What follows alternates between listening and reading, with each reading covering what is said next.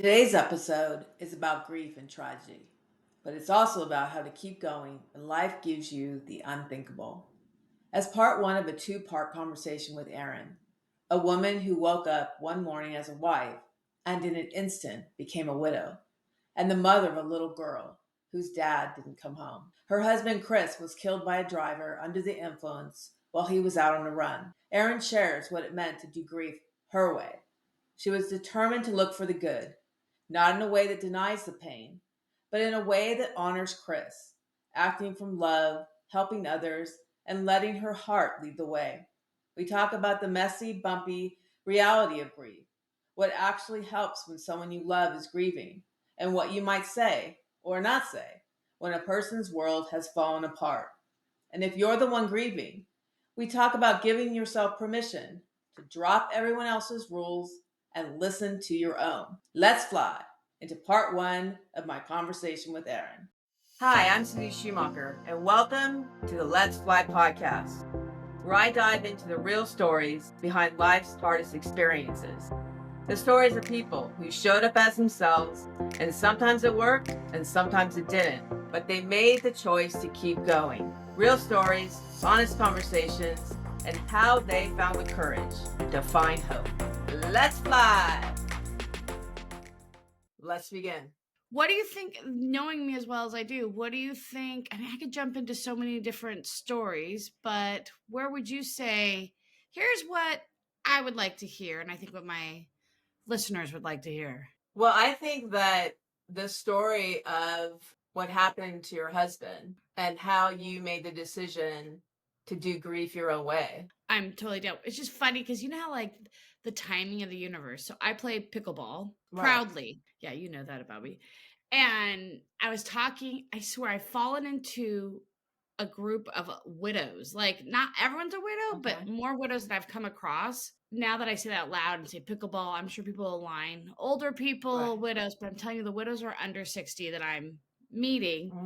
And we were talking about grief, and we were talking about losing someone and what that does to you. And two spaces we saw was when you face grief, and I think this can be even more overarching in life, like when you face loss, you can calcify into place, like retract, or you can expand. Now, getting to the expansion looks different on different people, but where do you soften? Where do you expand? And so that was a choice I made to give the story. My husband, met my husband in college before online dating, before people met When people dinosaurs were running the earth. What? Before, I'm just kidding. Okay, everyone's gonna go, wait, what? Before all this, yeah, because it was like in the 90s. Okay, so I met somebody? So I met someone, yeah, I met him in class. Now, it was really like, and we quickly, like, we fell in love. We really had this sense of, when you fall in love, like, oh, you're my person.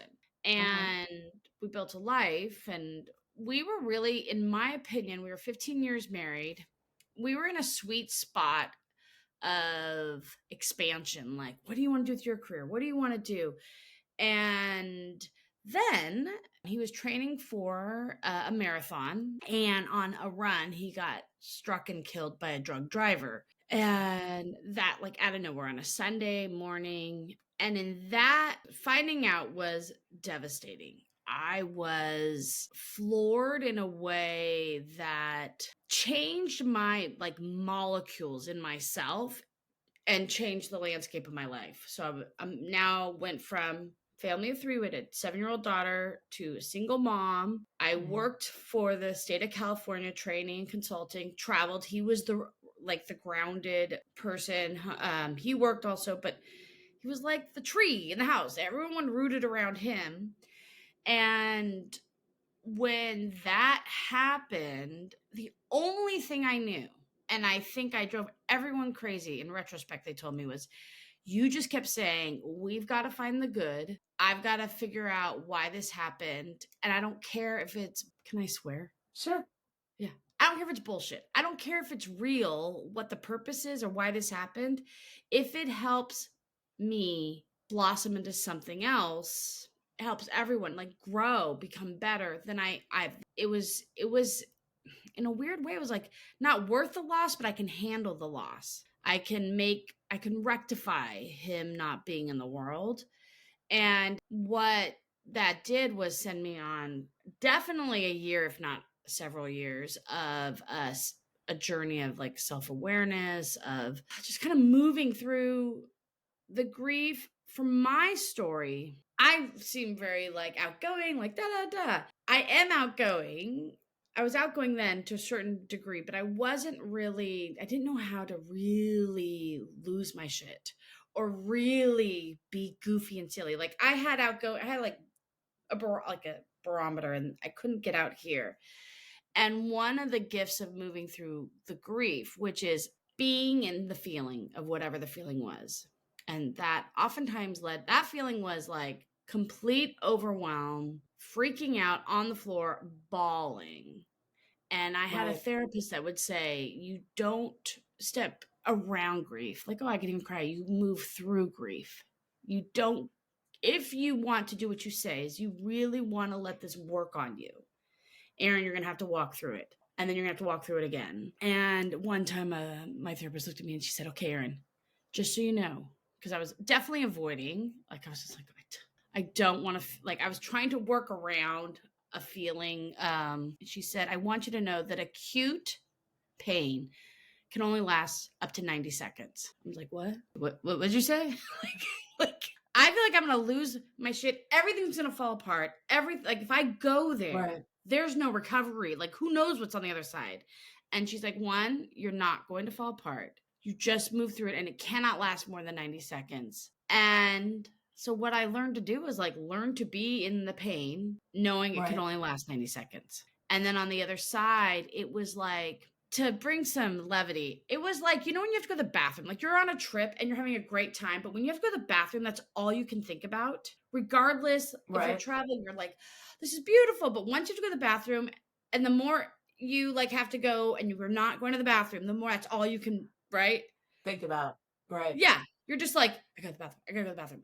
That's how sometimes it would feel when I would be like the pain, the fear was like so there, but I was trying to like outmaneuver matrix this fear. I couldn't be in the world because I was too busy like trying to get around it, and I Right. got really good at moving through it. And then that fear wasn't like the obstacle, it was kind of like, okay, I gotta go to the bathroom, this is what I need to manage right now, here I go, da, da, da. And then I could, on the other side was like a space, like a gap of being able to be present, of being like finding myself that I'm okay, I can do this. And eventually also finding, not eventually, pretty quickly, but more and more humor and the insanity of it all. Like, oh my gosh, like, and just seeing how life, I'm just kind of floundering through. I'm just trying to figure it out. So Right.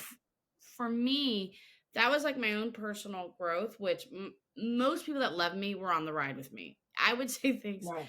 like, get on the bus. This is where the bus is going. And they're like, Right. oh, okay. like, I need to get on the bus now. Got it. Well, when you first, I mean, and this is you talked about how you didn't want to feel that pain.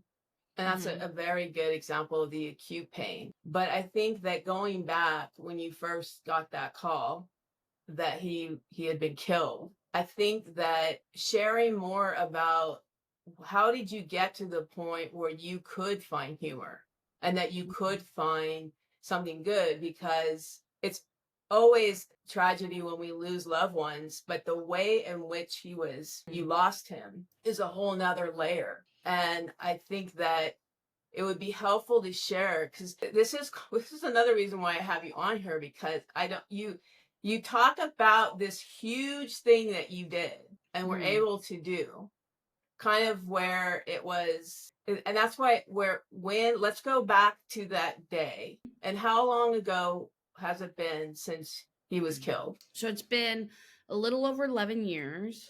I was Okay. 38 at the time. He was 38. And what happened was it was he went for a run. Okay. I was home with my daughter. I was on a treadmill.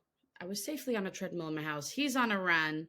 A woman was spotted coming back from another city. Like, I live in Ventura, Camarillo, which is a neighboring city, and the police were getting calls that this woman was driving really erratic. She Okay. ended up driving crazy. People were following her, and at one point swerved over and struck him from behind, and from the reports he died immediately, like didn't see it coming, died immediately. For some reason, that's part of my like feeling more at peace. I was a man knocked on my door and had the most awkward demeanor. For me, I Okay. was like, what are you? And he said, "Are you Mrs. Prewitt?" I was like, "Yes." And he's like, "Are you married to Chris Prewitt?" I said, "Yes." He's like, "Can I come in the house?" And I said, "No." Like, when you just know, I don't know, I don't want this. Interesting. I was like, "No." And he was like, and I was like, and he's like, "Well, I have something really important I need to tell you." I was like, "Well, you're gonna have to do it right there." And part of me is, I'm not gonna let a strange man, my husband's not, I don't know, like, Right. what do you hear? And I just didn't feel, I just didn't trust him. In retrospect, probably didn't trust that what was about to be told to me. And he said, "Well, I'm sorry to tell you that your husband was hit by a car." And we proceeded to go for I don't know how long, where I didn't understand. I'm like, "What? Oh, okay. So I need to go to him," was like the repeated thought. And he's like, Right. "No, no." And then it was, "Your husband died on the scene." And because of, I think, how I was raised, I was I was a trainer by then, and I was very much into community. How do you build like protective factors? It's community, connection. I knew immediately. I said, "I need you to stay here." And I shut the door. I went in, got my phone. I called my mom. I called my sister. No one was answering. So I called the friend who had just had a hysterectomy because I knew she was home. Wow. Okay. And I said, "I need you to come here immediately. This man's at my door telling me Chris died." She's like, "Got it." Hung up, went back out, and he was like, "What?" And I was like, "Well, can you tell me more?" And then my friend, I don't remember exactly, but at some point, all three of us were in the house. And I had the wherewithal. I had a 7-year-old daughter watching cartoons. And I said, "Hey, you get to watch cartoons longer, but you have to do it on the treadmill. You have to move." And I put a headset on her, iPad in front of her on the treadmill. And she was like, "What?" But the cool thing is, she's 7. All she wanted to do was watch cartoons. So she was Right. happy to Right. walk. Yeah. And it for me in the moment, the what I think I could grasp onto was, I could feel it. I'm like, I'm gonna get to devastated. Like, I could feel it was like right there. It's Of like I one time course. got in a car Yeah. accident, and the woman hit me, and the car, and no one was injured, but she went immediately into meltdown. I went into like helper role. Like, "Okay, what do we need to do?" Da, da, da. And once it kind of got to a certain level, and then I broke down, and Right. and I knew I was like right there. And I just told my friend, I'm like, "I need my parents. I need to get Izzy out of here because I'm about to like lose my shit." Izzy's my daughter. And so my friend's like, Right. her phone, my phone, she is calling, and she got my sister's ex-husband to come. It's like it's all 8 in the morning on a Sunday morning. Right. Get my daughter, and he's like, "Adventure, we're going to a movie." And I Mhm. then, once she left the house and I saw her drive away, I just puddled. I just let like that devastated Right. sadness just wash over me. And my friend, I don't remember. I just remember feeling, and she said, "You wailed. You wailed. You Of cried, course. you emoted." And I just did it until there was nothing left to like squeeze out in me. And then I think people started coming and supporting me. And I think what I looked like in grief, which I want to own, a little personality, is probably a little bit that, the way I was raised. But I also think just being someone, I think, Susan, you and I both have that too, like where the training, like you just have a lot of training, being a trainer, being with people, seeing them break down. I just kind of like Right. could wave in and out of like You're getting a grief. crisis. Yeah. Yeah. And then I get things done. And then I delegated. And then I went to grief. So I was on this wave. And then sometimes it all happened at once. But and I also knew eventually I figured it out. I watch people watching me, right? At one point, you're like a fish in a fishbowl. Like, everyone is watching me, and that, like, That's a really wait, that's a really, okay. really good point to make, that everyone is watching you. And yeah, that's what, and I think I was, when you were saying that, I mean, I'm assuming they identified themselves as law enforcement when they came to your door. Oh, no, it was a coroner, county coroner. Oh, county coroner. Okay. Well, I but what I love about this horrible, horrible situation is that you said, "Hold on," and you went and called some. What? Try to get your people there. And I, Yeah, I want to point that out because I think a lot of folks think, they just, oh, someone's at our door. They've announced, whatever they said. We have to just let them in. But I love that you thought, I want my people here. yeah, Like, because I sense something's gonna be horrible. I want my people here. yeah, And I mean, and then you just went into crisis mode. But there was also, I want to get that out there because yeah. you again, you handled it your way. Yeah, and that, I think, too, is one of the things I could do at this point in my life, was pace things when I needed it, my pace. He had his Right. agenda, which I wasn't clear at first, and then I was like checking for my own safety. I'm like, I don't feel good right here, so I think that was something I pulled up, was like, hold on, nope, Right. you can't come in. And I think I'm hard on this man. Just to tell you, behind the scenes, which will probably go Well, because over a he bit. was the one who had to tell you. Well, he Yeah. told me, no, this is where I would have been fine. And he Later, wasn't good at there it. was a Yeah. court case, and he got interviewed. Okay. And he was Okay. convinced. He told the person interviewing him that he thought I was having an affair, and that I was trying to get my. What? Yeah, this is where, because he only saw me handle it like this, and Okay. he saw me handling it like stoically, like, nope, you can't come in, da da da. So he thought something's bad. She's doing something I should be close Oh. to. And so when I shut the door and handled my daughter, he had just told the interview, and this is like a year later. He said, "Oh yeah, the lady that was having the affair." My personality is pissed. Like, my ego is like, "Are you kidding me? I'm the one that lost a husband." But then at the same Right. time, I share this.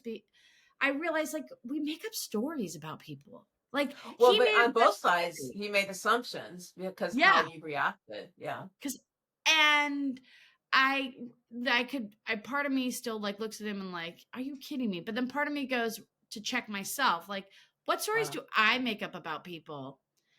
And regardless of what's happening, like, I just had the ability to get my needs met Mhm. and speak up, Right. and that was not what he was used to. Got it. Okay. And so his story was different. And so I just remember being like, I was like, when I found out, I wanted to write a letter to a supervisor. Are you kidding me? Da, da, da. But it was good to know. Yeah, it was just, just my experience and how awkward things can be. Well, when you said that everyone looks at you, let's go back to that. Okay. I think that's part of with grief. Tell me more about that when you say everyone looks at you, everyone's looking at you. Yeah. So what happened when I was, so I was no so I was, in it, and then there's times that I'd come out like handling a phone call or things that I had to do, right? Right. And then I'm from a really big family, and I have a very, Chris and I had a very, my late husband's name is Chris, very strong community, like strong people, loved us, knew us really well. So when I would be in the mix of that, I just saw like them watch me, like, what is she doing? Is she okay? And almost getting cues from me, like, how do I be based on what she's doing? Right. And so I was like, okay. And for some reason, the idea was, this is a bus. We're on a bus. Where Okay. do I want the bus to go? I'm clearly the driver, whether I like it or not. Okay. And I just started saying, I need us to look at our own, a little arrogant, but whatever, own lives. And what would Chris want us to do? Like, what? Because Chris was known as being charismatic, fun, engaging, very supportive. His ability to, he had his downsides. Like, he couldn't time manage. He, like, life, things, like, he was just always in life. So it was like, Right. well, what could we do to be more like Chris? So I was doing that, like, introspection, and I was asking others to do it. And I said, that would help me in my grief if all of us a year from now feel like, or as long, whatever it takes, that it worked on us and it softened us, or it whatever it is. For some people, like might be like, gosh, I need more boundaries. For someone else, it might be like, I need to like stop being so judgy. And I was interested in those conversations. Like those are where I could be like sitting with a friend and be like, how you feeling? Like, I'm sad and da da da. But then you know what? I called my mom and I for the first time I could like listen to her complaining about her arthritis in a Okay. nicer way. And I was like those were like just like dropped in, felt like it entered my body and like there's a purpose. That's a purpose I can hold on to. And And that's how so I kind of within the handle the group, push pull. well, again, that, so you, I don't, I gosh, it's just like, so I can't even have a word to describe it, but when you're in that moment of grief, you decided to, sorry, feeling No, emotions right now, but you decided to make it about him and what he would do and take mhm. his death to help others be better. Yeah. I don't know It felt why. like oxygen. I don't know how the hell I got there. I just got there and it felt like you know this because you have your own grief story. You know when you're like you feel like you're drowning in grief and you just feel like it's Yeah. it's like something's tugging you. When I had those moments and someone would tell me, like I asked, like I had a friend that say, I rolled over to my husband and we usually just get up out of bed and we just do our thing and I have this resentment, like we're not tender with each other. She said I turned over and I said, I just need to be held.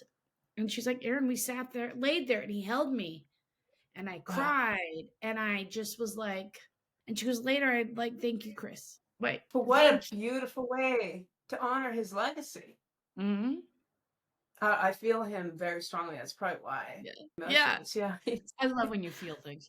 I'm all in the Yeah. Sue feel. You're just so powerful at that. I'm just like, want to rub up like a Well, cat I again. mean, but I think that that's something that I've never heard anyone talk about their response to such a loss. Mm. But when you said you could sit down with friends, and does it seem that when you have that kind of loss that people don't know what to say, or they just want to talk about the loss, or because that was a Yeah. very interesting point that you made, because it was, you're like, I want to hear about someone else's stuff, but Yeah. also in a positive way.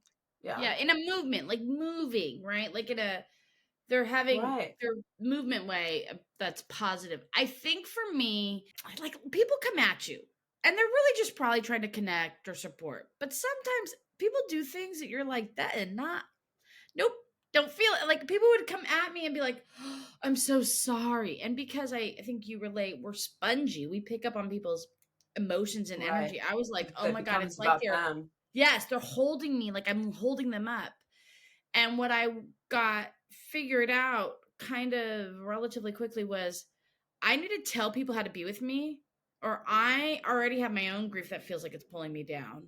Now their stuff is going to feel like on top of me. So I'm being pulled and I'm being pushed. And people would just be, I'd be like, and my inner circle took to it really well. Like they were fast, really. It was the next level that sometimes I was just like, and I think that's where I used. So we had a celebration of life, Right. and so he was a administrator for a school, and the school district said, hey, we have a lot of kids, they would like to come. And I was like, I don't know where to put these people. I wanted to be inclusive, but I was like, and we Okay. don't go to a church. And so he was an assistant principal. The principal said, hey, the superintendent is offering the football field. And I was like, oh, great. And I think in that moment, I was like, because like just the moments as I went, I was like, I want to say something. I want to, as I've kind of these few days, ask my inner circle to how to support me, how to support my daughter. Right. I'm going to ask the community, whoever loved him, is touched by his life. I'm going to ask the same thing. So, what gets me a little emotional is I did that. But one of the things I realized was when people watch you, because you're like, I'm his wife, and they might have looked at his close friends or his dad. His mom had already, she had dementia, so she was not aware of what was happening.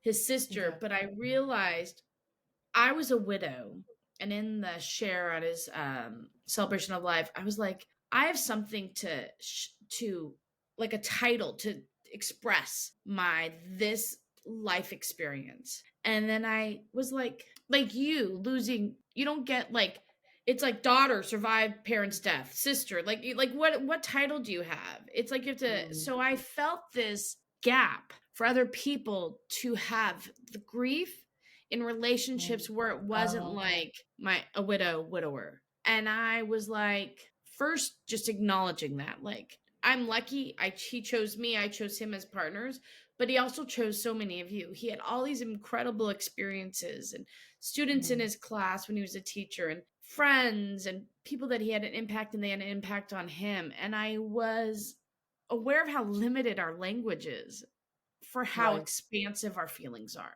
And I had like a compassion. I have so much compassion for that. And then after acknowledging that, I then went into like, here's how, if you're looking to how do I let this shape me? How do I move in this? I invited them to look at it as a, same thing. How do you become kinder? How do you become closer? How do you Right. basically be more loving to yourself and others? Like, how do you fall in love again with whatever you've been closed off to or hurt by? Right. And that gave me, it was again like coming above water and having a deep breath, it wasn't a break, but it was like a purpose. Well, that's a good word to use because it's almost, I don't know if this is the right, but almost at least there was some value to his his Yeah. death. And it's interesting that you bring up too the widow. A lot of people don't like that term, but everyone has their own relationship with the person who's Yeah. passed. And I want to go back to when you were talking about how people would approach you or certain things they would say, because I think this is really important because a lot of people don't know what to say or they think they're doing the right thing and it doesn't work. So you were going to say like how I think you said like we go back to that because it was more about you say get on the bus, but I think that what's some of the ways that you express to them or what would you suggest because So, people don't yeah. know. Yeah.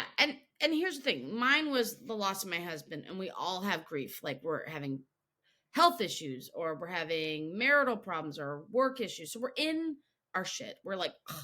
Right. And someone knows and they come up to you. It is human nature to just try something. Like, oh, I'm just going to throw this dart. This worked for me or worked for them. It's that golden rule that I'm not a real fan of. I was like, hey, they're going to bring energy to me. So, how do I do it in a way that doesn't feel like it's drowning me? Or how do Right. I That's what interact you with were it saying, in a drowning you. way Yeah. that doesn't feel like it's drowning me and is the kindest way possible? Like, I really try to be kind, but I will be firm after kind. Like, it happens. I would be like, they'd come. Usually it was the most common for me is there was a lot of like, I don't know what to do. I'm so sorry. And then there was their story, their grief. There was a little bit of trauma bonding. That was like my least favorite. Yeah, And then let's talk about that. okay. Talk more about that, especially with all your background with that. Because Yeah. that seems to be the most common human response when someone's died, they want to share their death story. Yeah. And I think I if for me, what I know now is I get the relating like, oh, Aaron, he was, my daughter was he was my daughter's teacher and he like meant so much to us and I lost my husband 10 years ago, let's say that someone says. I would stop there and ask for permission. Like, Well, she could have stopped after he was my daughter's yeah. teacher and loved him. Yeah. Yes, good, totally. I'm gonna say that's not human nature. Human nature cannot. It's like asking someone to just run This is and come like to a full halt. well, that's my goal is because no one ever has these real conversations about grief. And unfortunately, I've been through enough funerals or deaths, and I know Yeah, people who have also, and that same thing keeps happening where, yeah, so everyone's well intentioned, not like you said yes, too, they're, they're not all of a sudden going to not be self-absorbed because you've had this traumatic loss. yeah. So, but I think how were you kind, but yet give us an example Firm. that you were kind but firm? Yeah. So what I would do, someone would come to me and I could either they started the story of Okay. like, and this, I just have never gotten over it, or blah, whatever they're saying. And I'm like, I'm stuck on their Wow. bus. Like, they're, Wow. I would just be like, let's say, hey, Samantha, yeah, or if I didn't know her, I'd be like, oh my gosh. I would like look, I'm like, I can imagine. Clearly, we share a similar story. Here's how I'm choosing to do this. And I would outline in the briefest of ways. One of the things I'm doing is I'm looking at finding purpose inside and making his death mean Okay. something to me and my family, and that's a full-time job. Right. That's what I'm focusing on. And they would be like this. Either they'd be like, love the idea, oh, I did that, or they would just shut up. Because it's like, if that wasn't what they were going for, Right. you just kind of like stop because you don't have a roadmap, because that wasn't the roadmap you were on or the one you're about to share. Right. And Right. when I like to call it, like, I highlight who I am or what I'm doing. And then if needed, I might say, and here's what you could do. And I said, I'd say something like, if someone was really pushy, I'd be like, I know Chris would really love it if all of us looked inside in our own lives, how we could be kinder. Pull the Chris card. That was good. Yeah. Right. I had no problem pulling that That was thing. beautiful. Beautiful. Yeah. And then they'd be like, oh, and I'm like, Right. I wish, whatever, I wish you luck, or just, and, Right. and I think it helped with my daughter because she's even Mm. spongier than I am. She was spongier, younger, and she really struggled when she's like, they like oohed their emotions, and she would get overwhelmed really quick. Right. And so, as much as I could protect her, and then I also went into her school and told her teacher, this is how we're doing this. This is what Okay. This is really important, Erin. This is great. So how did you this handle is, that? she was in second grade and she had a teacher, and I said, so this is how we're approaching the death. She, from professional, she needs to get back in her routine, but knows where the exit is. So if you could have staff or parents just be like, Izzy, we're thinking about you and your family, or just like, hey, Iz, how like quick, you can say hi to her, or, or acknowledge something she's doing. But Right. she was struggling with when people were sad, like, oh, Mm. sweetie, you poor thing. And because they're adults, or she doesn't know them as well, she felt like she was stuck. And so I Right. would say, can you talk to the parents? And kids didn't do this. Kids didn't really do this. It was adults. Kids are Right. like, sorry, your dad died. You want to go play soccer? Like, Right. Isn't that just beautiful? Like, move on. they are in the Right? moment. Yeah. Yeah. And if she started crying, they would like run to the teacher. Izzy's crying. Okay, teacher would come over. Like, they just knew their lane, right? And Right. adults didn't. So she sent an email. The teacher sent an email to the Wow. That's parents, great. the staff. The therapist or the counselor I said, can you make it you and him be her check-in points? And that she could, like, that's her exit plan. Like, if she needs to, whatever reason. And and then I told her, and then the teacher reiterated it with her, like, Izzy, this is how we're doing it. If something doesn't work, let us know. But this is how this is the structure. Right. And I think it worked really well. We were on the same bus. We were all doing the same Right. thing. And no one had their own agendas. It was like, here's what the mom said, this is what we're doing. And the counselor, he was like, yeah, that's a great plan. So like, they were like the gatekeepers. And I think you could Right. do that in other spaces where who's a part of the team. And then you tell that team, like, this is what I need. Here's where I need to be Rapport. protected. And yeah, I remember Izzy got her a necklace, the teacher, and it was okay, emotional. She got her a necklace that was a nest and had 3 pearls. I was like, how do you want to acknowledge your teacher? And 3 pearls. And she was like, ultimately, I don't remember the exact words, but what I took away from what she said was like, Mom, she protected us. Like, we were the eggs. Like, she was part of that. And I was just like, because it was about 4 months before the end of school. And I was just like, she felt that protection. She knew. And we weren't trying to hide it from her. We were like, hey, this is really hard and you're going to have a lot of things to process. But it was like, I felt like she felt the love. She also felt like the love where she needed it. It wasn't love thrown on her. Like, she could bring it in, shape it, allow it, stop it. And I made so many mistakes, but that was one that was not. a mistake that I think I goofed on so many other things, but that was one that I felt like, okay, we did a really good job meeting her needs. Well, that word that you said she felt protected, I think that that's what parents or, Mm. people need to hear that because I think that's, but you also, as her mom, stepped in because you know your child and what Mm. would work for her. And whatever mistakes you made, girl, you've this one was the most important one to not F up.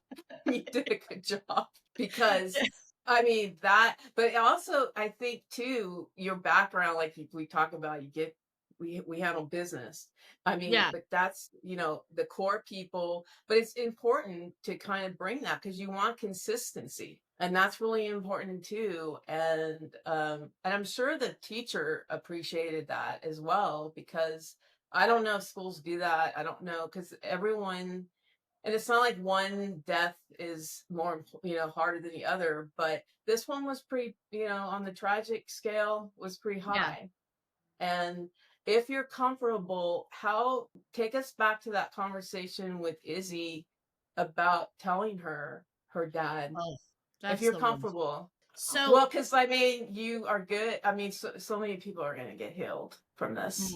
so when my friend came over, I don't even know the time lapse, but friend came over, we made a plan, we found someone.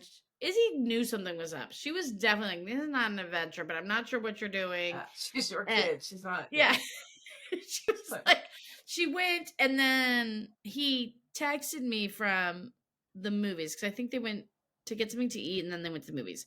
And he's like, she's not buying it. She wants to go home. Mm, When can I bring her?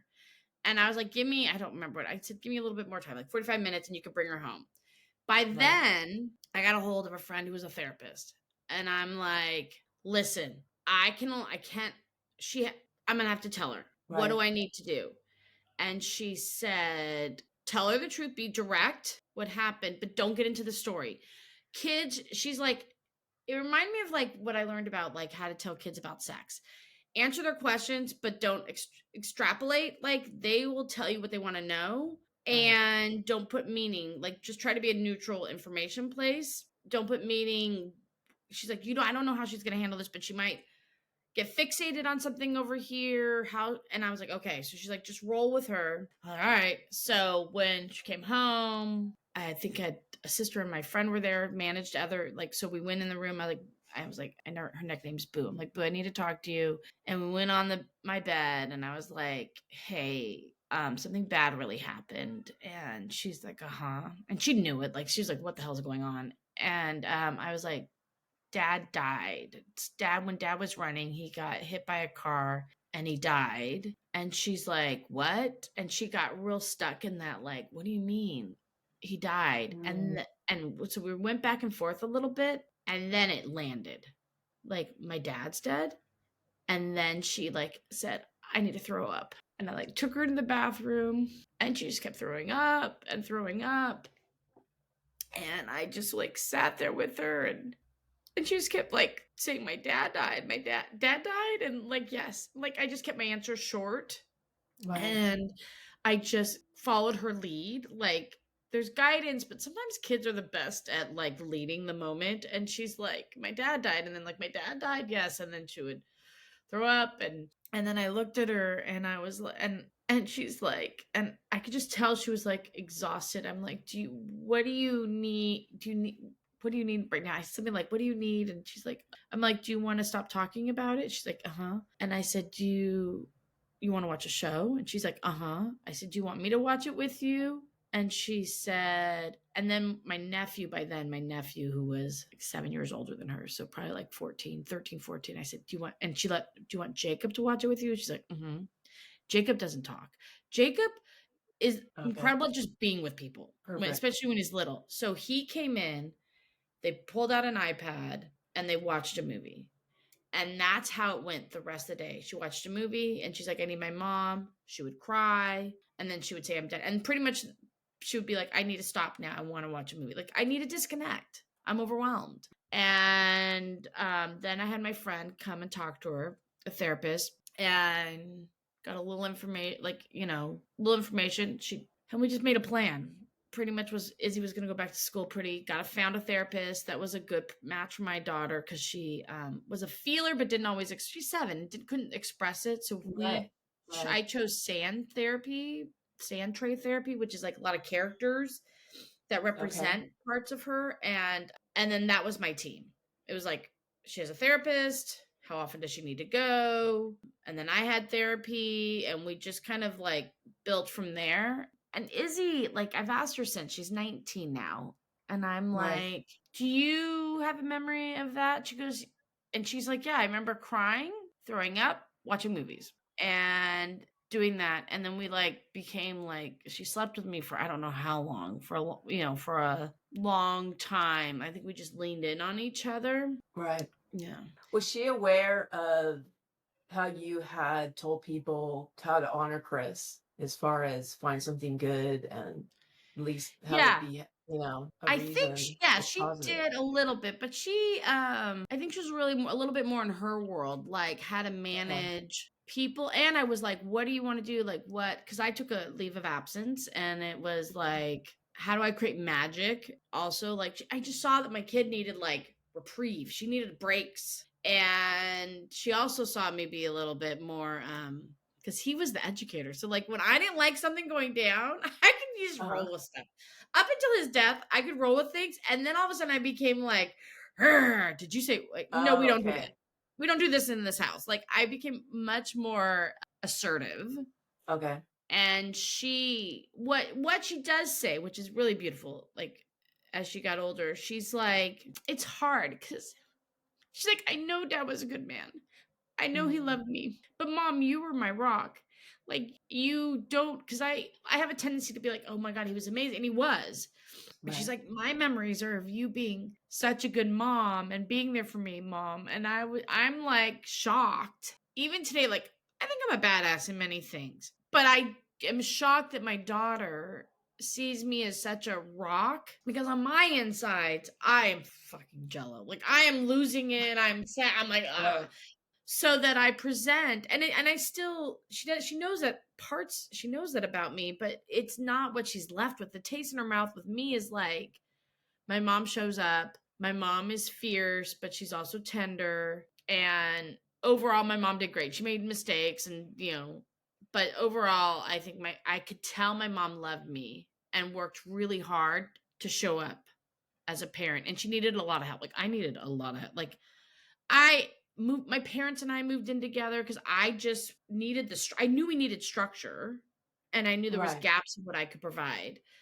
And I've seen other men and women who just like do it themselves, and I'm like, wow, or have to do it They need the themselves. village. Yeah. Yeah, and that's the gift that I think Chris and I created. So when we had the crisis, it's really kind of in, child development, and it's like having villages, building the village, like not doing it alone. Right. When a crisis hits, when shit hits the fan, not being alone and isolated from the world is, I mean, that really can make it so much harder and worse. Being a part of a community spreads out the needs, the support, emotional and like just logistically or financial. But for those that, well, first, another good thing of him passing is that you had the ability to see for yourself what an amazing mom you are. That's gonna make me cry. Because Yeah, I I mean, didn't you know. said you were shocked, but that's why I'm so glad we're doing this episode, because you're going to be able to hear all the things that you did in that moment. I mean, to me, that you did the ultimate selfless act Mm-hmm. for your child, but at Mm-hmm. the same time, allowed them to be who they were Mm-hmm. and not trying to, question how they act and just let them be. And that's where it's, I mean, when you were talking about with so you are someone you go to in a crisis, and I think you've got into your talents with that. But what about the folks that aren't quick thinkers and something happens to them and because I think a lot of people want help when stuff goes Yeah. down, but they don't know what to say or what to ask, what to tell people to do. And it doesn't mean they don't want it.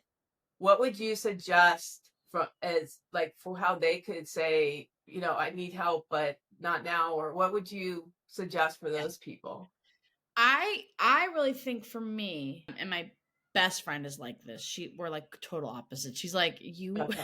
are like quick in action and speaking. She's like, she I learned from her is to say, hold on, I need a minute. I'm not processing Okay. this. So literally how I think is speaking the time you need. Hold on, that's a lot. I need some time.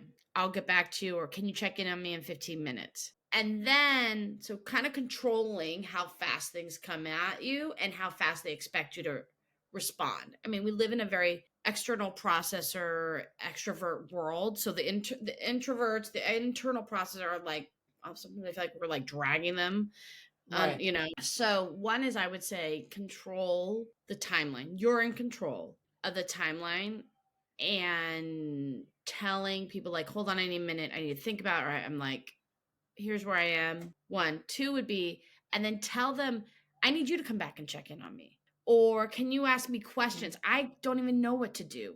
Or wait, you're coming at me. that's great. I will ask you questions. Sometimes like, what can I absorb right now? And I call it giving people the recipe to how to be with you. What's Okay. the recipe that you are giving other people that works for you in this crisis right now? And I think people are really responsive. They like want a recipe. They're just doing what they Okay. think is they're doing you're doing the tools that are the quickest accessible to their life, applying it to Right. you, not sure if it's working. And then if you really struggle with all that, I say find Right. yourself a gatekeeper.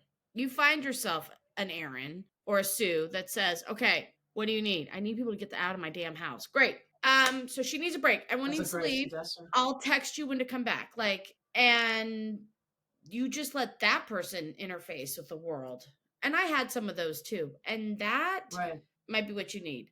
And then the other thing is, I think, especially women, men seem to know this. I see this in my work, but women forget they could change their mind.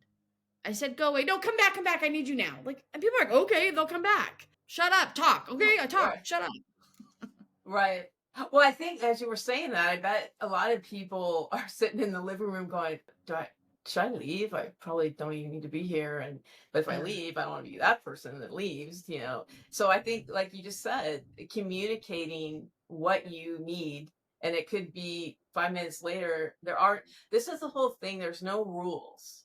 Yeah. And I'm not a believer in the steps of grief because I think it's a very personal experience, but what you've provided today is something that I've never even heard. Like the strength and the advice, and also just the pure heart of it, is what people need to hear. In part two of the interview, Erin shares what it looks like for love again, even when the unspoken rules said it was too soon.